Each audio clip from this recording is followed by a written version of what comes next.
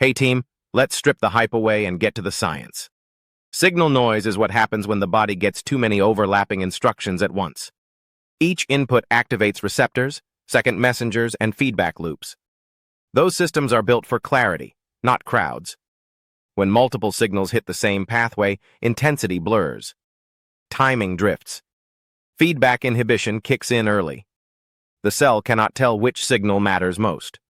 Adaptation slows because the system protects itself from overstimulation. Research models show cleaner adaptation when inputs are spaced and isolated. One signal creates a readable response. That response teaches the system how to adjust enzymes, receptors, and gene expression. Pile on more inputs and coordination drops. You lose attribution. You lose learning. Precision restores signal-to-noise ratio. Clear inputs make biology predictable. That is how you evaluate mechanisms without guessing.